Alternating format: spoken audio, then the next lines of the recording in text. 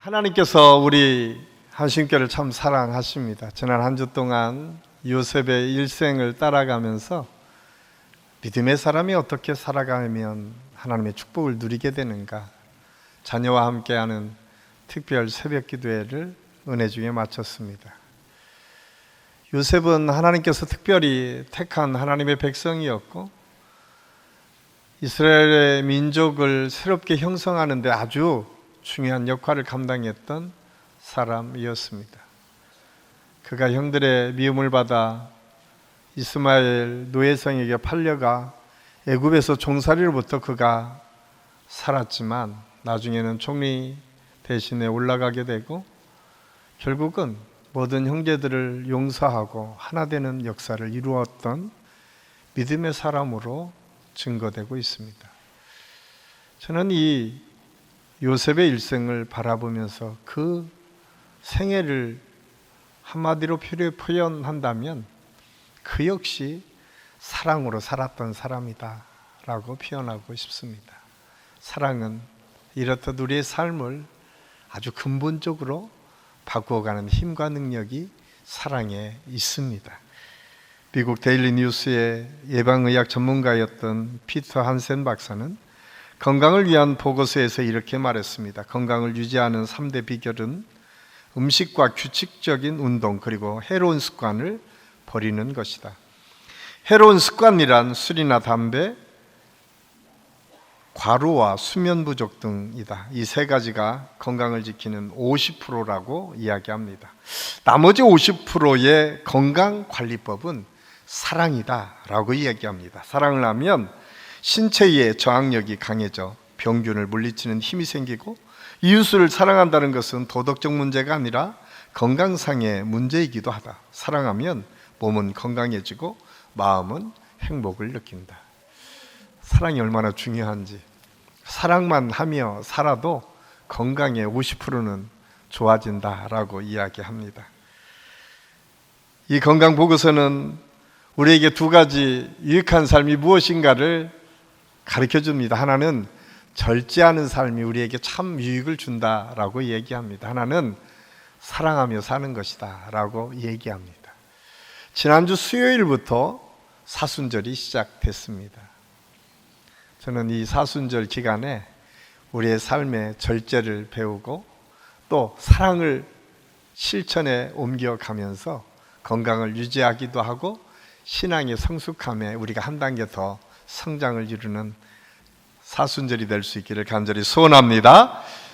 사순절에는 두 가지 아주 특별한 신학적인 의미가 있습니다. 그것은 사순절은 원래 세례를 준비하는 기간이었습니다. 하나님께서 우리를 택하시고 불러주셔서 하나님의 자녀 삼아 주시는 그 상징적인 표현이 세례의식이었습니다.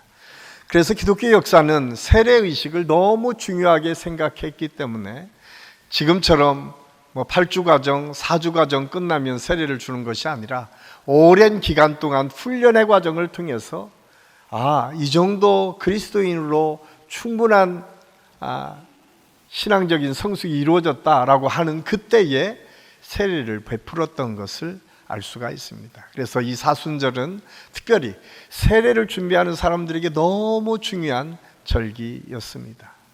또 하나 신학적 의미가 갖고 있는 것은 이 사순절은 예수 그리스도의 고난과 십자가의 사랑을 늘 묵상하며 사는 절기였습니다. 왜냐하면 이 사순절의 출발이 제2의 수요일로 시작됩니다. 제2의 수요일이라고 하는 것은 참회로부터 시작했다라고 하는 것입니다. 이스라엘 백성들에게 언제나 하나님 앞에 죄된 모습은 그냥 하나님 앞에 나갈 수 없어서 죄를 뒤집어 쓰고 죄인인 것을 모든 사람에게 알리는 것을 시작으로 제2의 수요일, 참회 수요일이 시작됐습니다. 그리고 그 기간 내내 그들은 예수님의 사랑과 십자가의 희생을 언제나 기억하며 내 삶 속에 그리스도의 사랑이 있기를 위해서, 나를 위해서 고통당하신 그 예수님을 기억하는 기간으로 사순절을 지내왔습니다. 사순절은 제수일을 시작으로 해서 부활절까지 40일 동안을 의미하는데 그 기간에 6번은 주일이 낍니다. 그런데 주일은 부활의 날이기 때문에 우리가 기쁨으로 하나님께 영광을 돌려야 되지 우리가 죄를 지은 사람으로 살 수 없다라고 해서 6번은 제하는 거예요. 그러니까 46일 정도가 사순절인데 특별히 저는 이번 사순절 기간을 지나가면서 오늘 이 신학적인 의미 속에 우리에게 담겨진 그 의미를 다시 기억하고 예수 그리스도의 고난을 내 삶 속에서 묵상하고 우리의 삶이 한 단계 더 성장하고 성숙하는 좋은 기회가 될 수 있기를 간절히 소원합니다. 저는 오늘 말씀을 시작하면서 시 한 편을 함께 나누려고 하는데요. 영국의 유명한 성서학자이자 비평학자였던 윌리엄 바클레이라고 하는 선생님이 쓴 책입니다. 이 목사님은 이 사순절의 기도라고 하는 시를 이렇게 소개하고 있습니다. 사랑하는 주 예수님, 사순절입니다. 특별한 방식으로 주님과 함께 있는 시간입니다.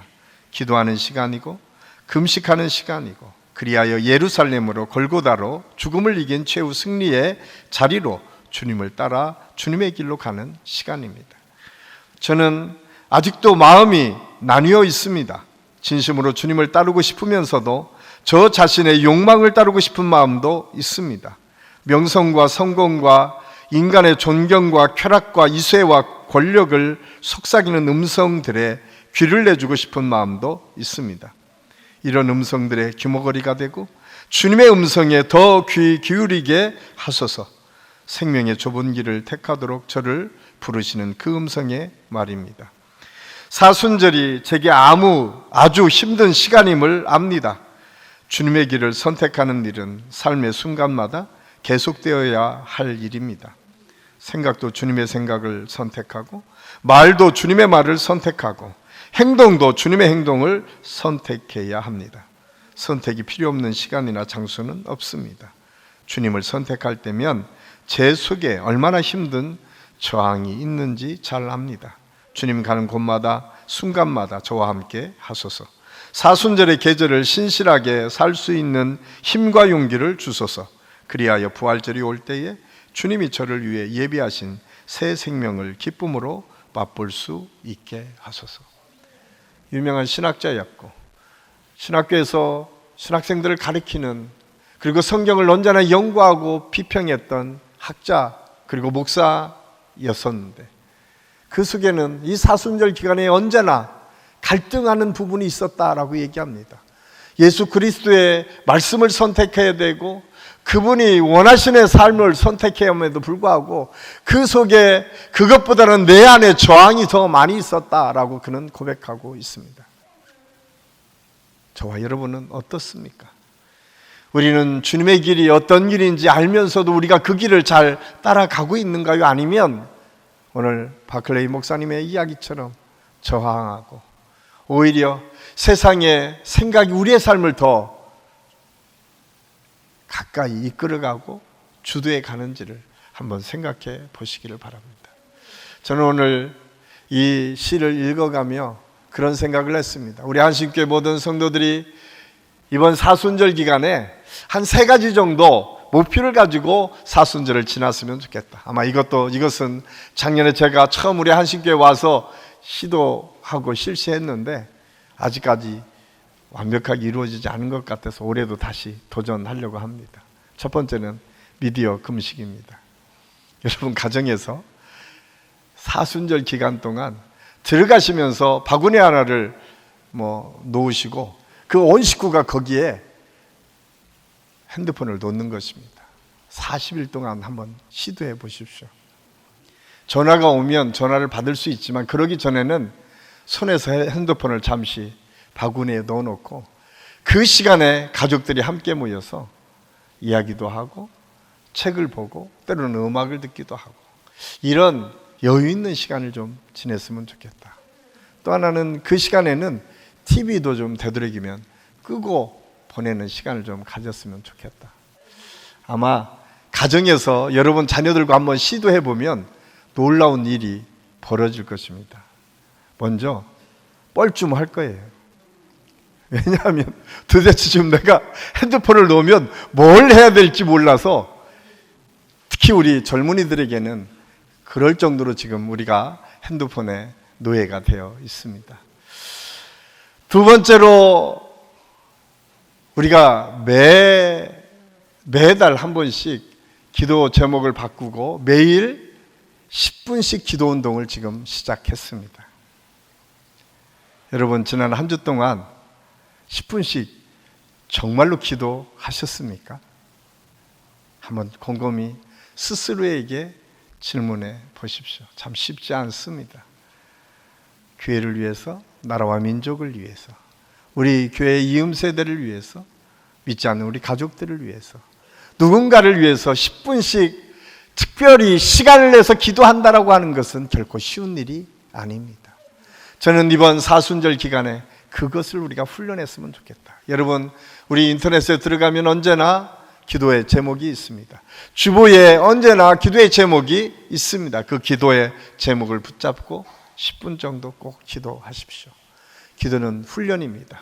훈련을 통해서 우리의 삶이 더 풍성해지고, 훈련을 통해서 우리가 생각하는 것이 바뀌어지는 좋은 기회가 될 줄로 믿습니다. 세 번째로, 금식입니다. 작년에 우리는 금식하면서 헌금을 드렸습니다. 올해도 동일하게 일주일을 하시든 열흘을 하시든 하루 종일 금식하라는 게 아니라 하루에 한 번 정도 금식해라. 그리고 반드시 그것을 물질로 드려라. 작년에 우리가 모아진 헌금은 우크라이나에서 탈출해서 지금 한국에 와 있는 어려운 사람들을 돕는 일에 사용했습니다. 우리 교회 유한주 원로 장로님의 딸 장성진 목사님께서 인천에서 지금 사역을 하는데, 거기에 우리가 함께 가서 돕고 그분들과 함께 기도하고 함께 헌금을 전달했습니다. 우리의 헌금이 그렇게 아름다운 곳에 쓰여지고 있습니다. 올해도 마찬가지입니다. 올해도 우리가 금식 헌금은 반드시 어렵고 힘든 사람을 돕는 일에 전적으로 사용할 것입니다. 그런데 중요한 것은 헌금이 중요한 게 아닙니다. 우리의 삶의 절제가 왜 필요한지를 아는 시간입니다. 그래서 여러분들이 단순히 헌금을 하라는 것이 아니라 시간을 정해놓고 금식하면서 누군가를 위해서 기도하는 시간을 가지라고 하는 것입니다. 내가 나의 삶을 절제하며 이 마음을 가지고 내 사랑하는 가족을 위해서 기도할 수 있고, 내가 아직까지 불편해서 풀어지지 않는 그 사람을 위해서도 기도할 수도 있고, 아니면 우리 교회를 위해서, 이 나라 이 민족을 위해서, 또한 북한을 위해서, 어디를 위해서든 상관이 없습니다. 중요한 것은 구체적으로 기도의 제목을 정해놓고 내가 나의 삶을 절제하며 기도하기를 시작하는 것입니다. 그리고 그 결과를 하나님께 올려드리는 것입니다. 저는 그럴 때에 하나님께서 그 기도를 응답해 주실 뿐만 아니라 그 기도를 통해서 내 삶이 한 단계 더 성숙해지는 역사가 있게 될 줄로 믿습니다. 꼭 기억하십시오. 이 세 가지는 이번 사순절 기간에 우리 모든 성도들이 함께 기도하며 나아갔으면 좋겠습니다. 저는 오늘 사순절 첫째 주일 어떤 말씀을 가지고 함께 은혜를 나눌까를 고민했습니다. 그러면서 오늘 우리가 읽은 고린도후서 5장 18절에서 6장 2절까지 말씀을 묵상하는 가운데 이 말씀이 이 시대에 특히 우리 한신교회에 꼭 필요할 것 같다라고 하는 생각에 이 말씀을 선택했습니다. 고린도 교회는 어떤 교회입니까? 지중해 연안에서 그 지역에서 아주 성황했던 발달한 도시가 고린도였습니다. 그곳에 사도 바울을 통해서 고린도 교회가 생겼고, 그 고린도 교회가 꽤 크게 성장하고 왕성한 교회로 성장했음을 알 수가 있습니다. 그런데 거기에 두 가지 문제가 있었습니다. 하나는 파당이 지어져 있었습니다. 먼저는 아볼로파가 있었고, 게바파가 있었고, 그리스도파가 있었고, 바울파가 있었습니다. 네 파나 나뉘어져서 교회에서는 누가 옳다, 자기만이 옳다라고 하는 주장들이 생기기 시작합니다. 이렇게 파당이 젖었던 교회, 그 교회가 고린도 교회의 모습이었습니다. 또 하나는 우상 숭배하는 교회였습니다. 고린도라고 하는 지역 자체가 상업이 왕성하게 일어났던 지역이기 때문에 거기에는 이방 신전들이 참 많이 있었습니다. 뿐만 아니라 이방신, 우상을 섬기는 것이 그 시대에 만연한 사람들의 모습이었습니다. 여러분, 우상은 왜 섬기는 줄 아십니까? 우상은 가장 인간의 풍요로움을 추구하기 위해서, 인간의 욕망과 욕심 때문에 우상이 만들어졌습니다. 성경에 나오는 바알이 그렇습니다. 대부분 성경에 나오는 우상의 신은 풍요의 신입니다. 무엇인가 내게 잘 살게 해줄 것 같은 신, 뭔가 내가 기도하면 이루어질 것 같은 그런 신들을, 우상을 만들어서 섬겼던 것이 고대 사회의 모습이었습니다. 오늘도 마찬가지입니다. 우리가 점을 보고 우리가 우상을 숭배하는 모든 것에 보세요. 그 첫 번째가 잘 살고 잘 먹고 내가 원하는 대로 이루어지는 것이 그들의 오직 목표가 된다라고 하는 사실을 우리는 알아야 됩니다. 그러다 보니까 우상을 섬겼다라고 하는 것은 세상의 기준이 그 교회를 장악하기 시작했다라고 하는 사실입니다. 누가 나를 많이 도와줄까? 이 세상에 어떤 사람이 높은 위치에 올라가 있을까? 누가 더 많이 돈이 있을까? 그 기준이 교회의 신앙의 평가 기준이 됐다라고 하는 사실입니다. 놀랍지 않습니까? 그런데 이 기준이 혹시 우리 한신교회 안에는 남아있지는 않습니까? 이 바닥의 모습이 우리 안에는 남아있지 않습니까? 한번 곰곰이 생각해 보십시오. 그런데 오늘 우리가 읽은 바로 고린도후서 5장 18절, 바로 전 17절 말씀해 보니까 사도 바울이 아주 분명하게 선언한 말씀이 있습니다. 누구든지 그리스도 안에 있으면 새로운 피조물이라. 이전 것은 지나갔으니 보라 새 것이 되었도다. 고린도 교회 성도들을 향해서 그렇게 선언합니다. 너희들은 과거의 고린도 사람들이 아니야. 이제는 예수 그리스도 안에서 새로운 피조물로 살아갈 사람들이고, 그 새로운 피조물인 너희는 이제 하나님의 자녀다운 믿음의 삶을 살 수 있을 거야 라고 하는 것이 오늘 고린도 교회를 향한 사도 바울의 권면이었고, 그 말씀을 받으면서 오늘 사도 바울이 오늘 우리가 읽은 6장 2절에서 이렇게 선언합니다. 지금이 은혜 받을 때고 지금이 하나님의 구원의 날이 이른 때다라고 설명하고 있습니다. 이 말은 이사야 49장 8절 말씀입니다. 바벨론에 포로로 잡혀 있었던 이스라엘 백성들, 아무런 희망이 없었던 그들에게 하나님께서 이사야 선지자 입술을 통해서 해방의 때를 선언하도록 하십니다. 이제 더 이상 포로로에 잡혀서 사는 인생이 아니라 이제 새로운 하나님의 은혜의 때가 시작되었다라고 선포하라고 이사야 선지자의 입술을 통해서 선포하도록 말씀합니다. 이 말씀을 그대로 받아서 오늘 사도 바울이 고린도 교회를 향해서 그렇게 선포합니다. 지금은 은혜 받을 만한 때고 구원의 날이 이미 이르렀으니까 이제 더 이상 너희가 과거에 묶여 사는 삶이 아니라 이제 하나님의 은혜의 때에 걸맞는 믿음의 삶을 살라라고 하는 것이 오늘 이 말씀의 출발이고 시작인 것을 알 수가 있습니다. 저는 이번 사순절 기간을 통해서 이 시간 우리 모든 성도들의 삶 속에서 더 이상 과거에 묶여 사는 삶이 아니라 오늘 이스라엘 백성들에게 포로에서 해방의 기쁨과 은혜가 선포되고 그 은혜의 해를 기대하고 소망하며 나아갔던 것처럼 오늘 고린도 교회 성도들에게 더 이상 과거에 묶여 사는 삶이 아니라 하나님의 은혜의 때를 선포하고 그 구원의 날에 살 것을 우리에게 선언하고 권면한 것처럼 우리 한신교회 안에서도 그런 하나님의 은혜와 축복이 이루어지고 임하기를 예수님의 이름으로 간절히 축원합니다. 그렇다면 이 사순절에 어떻게 이 하나님의 은혜를 묵상하며 우리가 나아갈 수 있을까요? 가장 먼저 하나님께서 먼저 사랑하여 주심을 통해서 화목하게 되었음을 인정하는 것이 중요합니다. 하나님은 사랑이십니다. 하나님의 사랑이 우리 가운데 임하심으로 하나님과의 관계가 회복되었습니다. 그 사랑은 인간의 몸을 입고 이 땅에 오신 예수님을 통해서 보여지고 이루어졌습니다.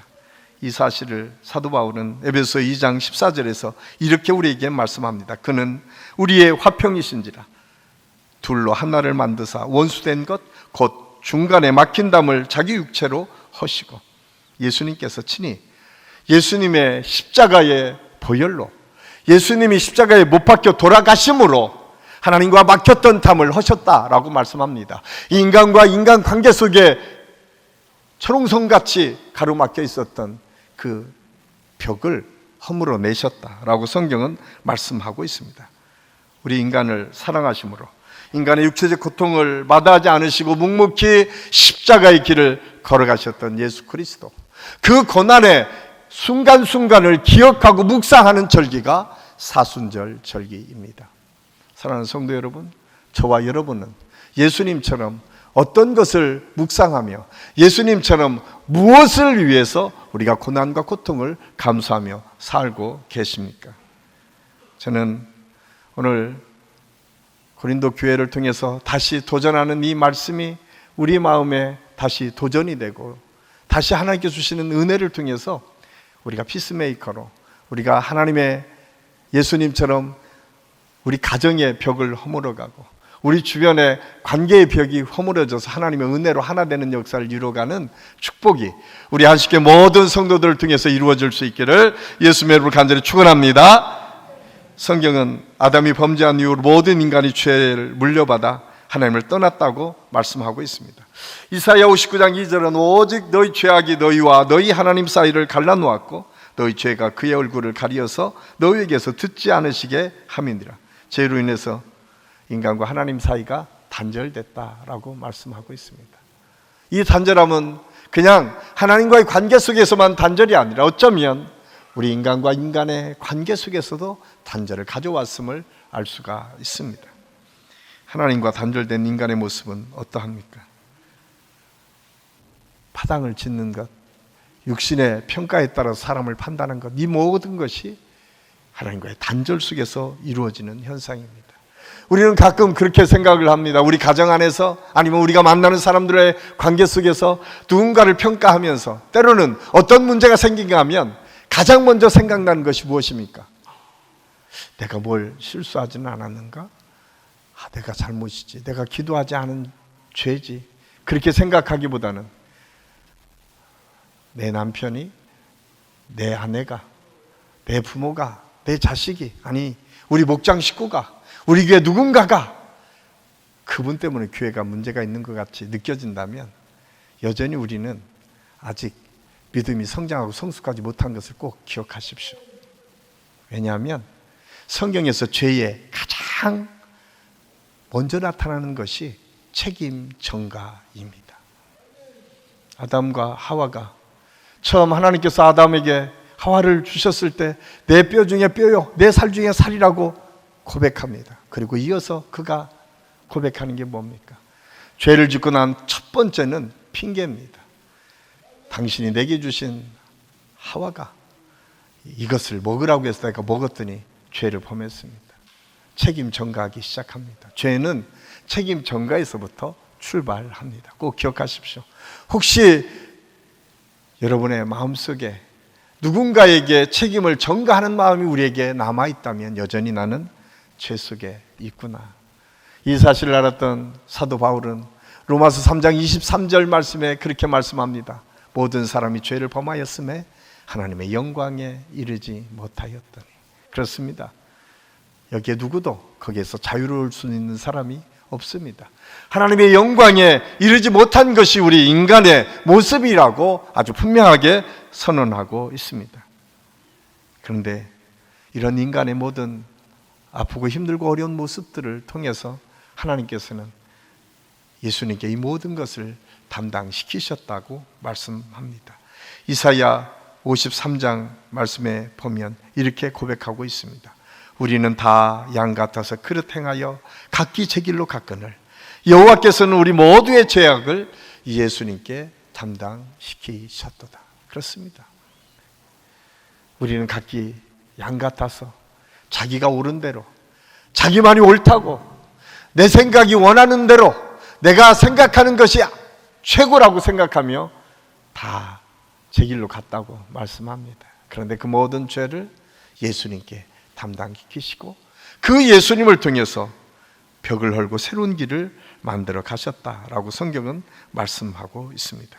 그러기에 우리의 믿음의 사람은 하나님의 은혜를 입은 자로 어떤 자랑이나 내 공로를 내세울 것이 없습니다. 오직 우리는 하나님의 은혜밖에 없음을 고백할 수밖에 없는 연약한 사람들임을 기억하고, 오늘 이 사순절 첫째 주일을 통해서 다시 우리의 연약함이 하나님 앞에 고백되어지는 시간이 될 수 있기를 간절히 소원합니다.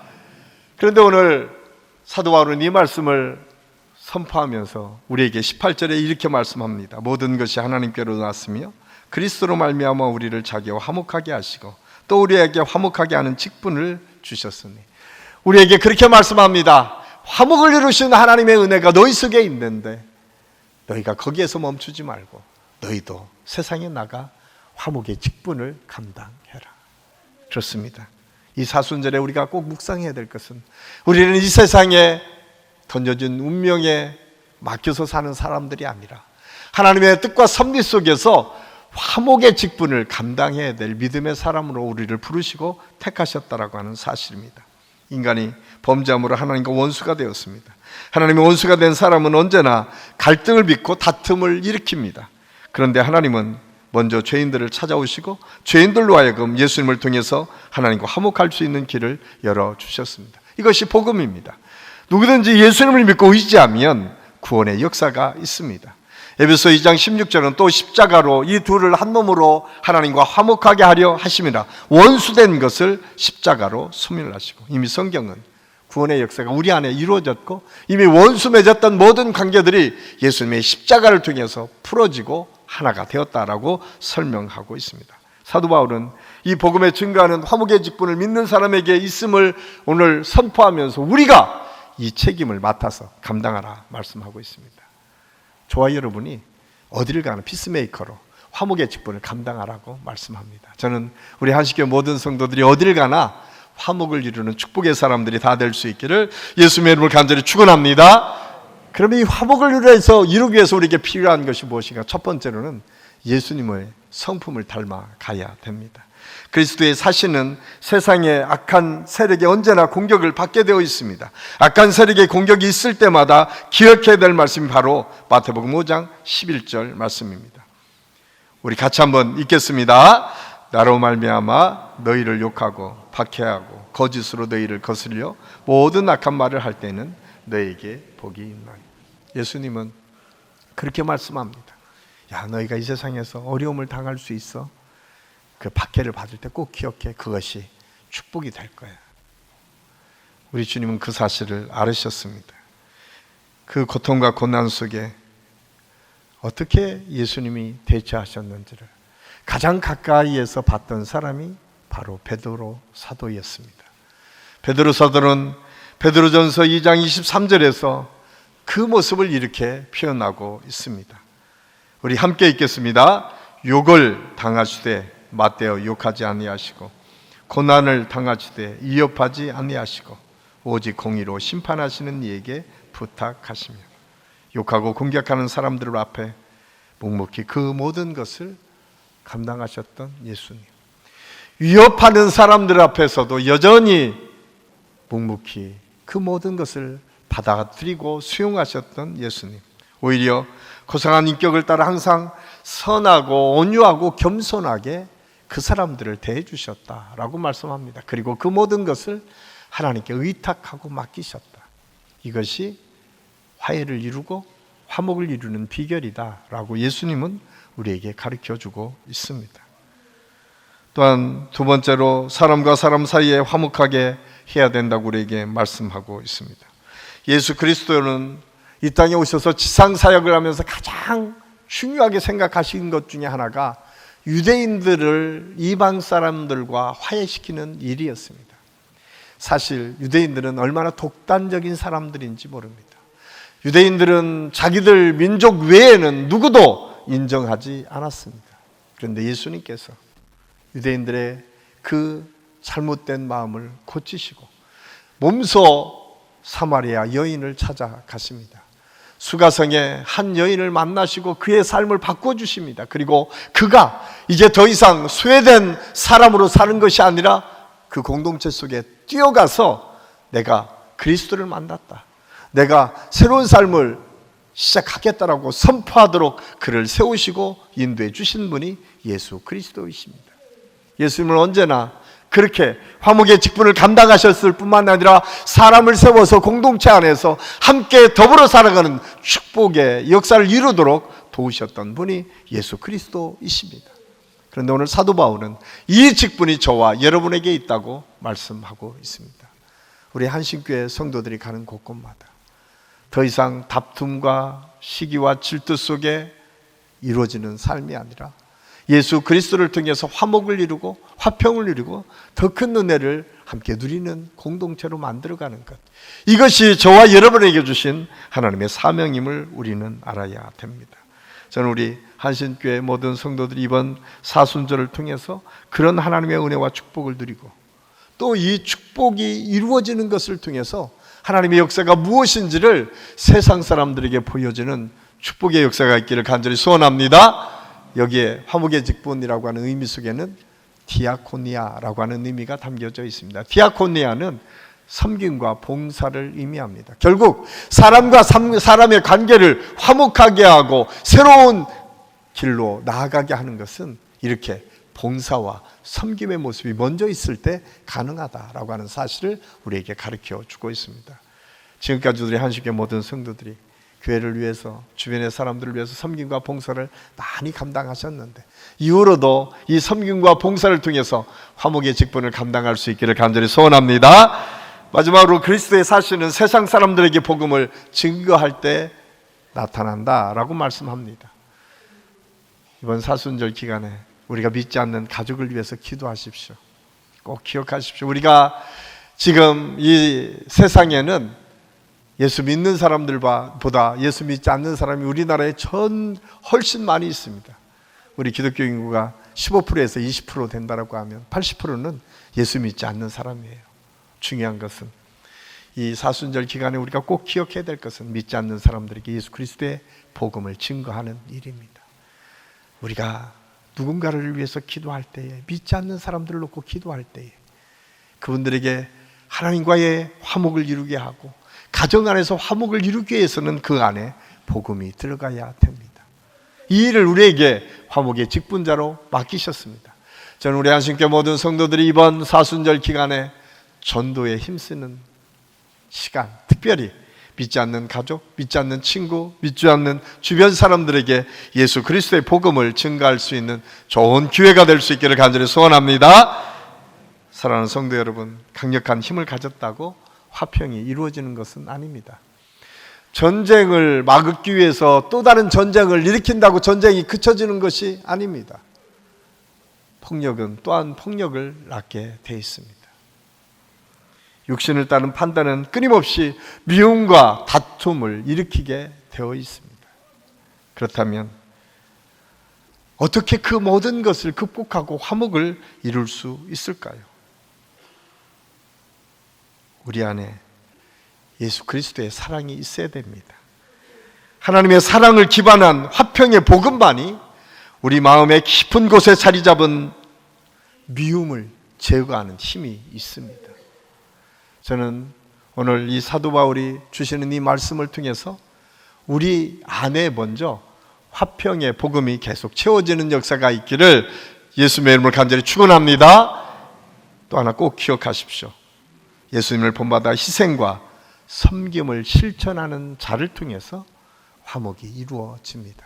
가정에서도 직장에서도 우리가 만나는 사람들과의 관계 속에서도 디아코니아, 섬김과 봉사가 있을 때에 넉넉히 믿음으로 하나 되는 역사를 이루고 화평을 이루는 역사가 있습니다.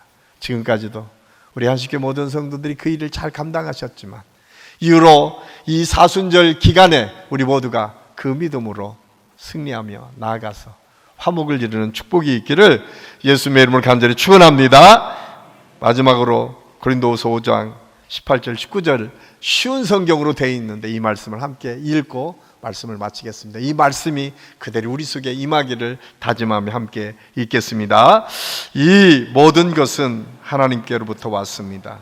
하나님께서는 그리스도를 통해 우리를 자신과 화목시키시고 또한 우리에게 화목의 직분을 맡기셨습니다.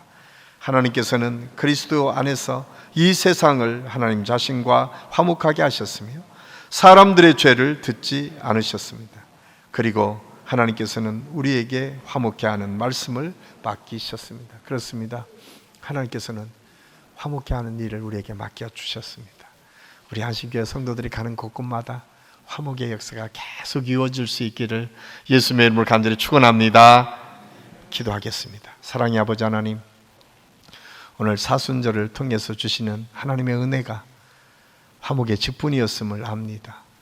예수님을 닮아가고 또한 사람과 사람 관계를 화목시키는 피스메이커 역할을 감당하며 아직까지 예수님 모르는 사람들에게 예수 그리스도의 복음을 증거하는 우리 한신교회 모든 성도들이 다 될 수 있도록 인도하여 주시옵소서. 그러기 위해서 먼저 내가 겸손해지고, 먼저 내가 섬김의 자리에, 먼저 내가 봉사하는 자리에 있게 하여 주셔서 우리 한신교회 성도들이 가는 곳곳마다 사람을 살려내고 하나님의 능력과 은혜가 나타나는 축복의 삶이 우리 모든 성도들에게 나타날 수 있도록 인도하여 주시옵소서. 지금도 힘들고 어려운 우리의 이웃들이 있습니다. 전쟁 때문에 고통당하는 이웃들에게는 전쟁이 그치고 다시 평화를 이룰 수 있도록 인도하여 주시옵소서. 또한 여러 가지 질병 때문에 고통당하는 우리 성도들에게는 치유와 회복의 역사를 통해서 하나님의 은혜를 다시 한번 깨닫고 함께 예배드리며 함께 영광을 돌리는 축복이 있게 하여 주시옵소서. 하나님께서 함께 하심을 감사하고 예수님의 이름으로 감사드리며 기도하옵나이다. 아멘.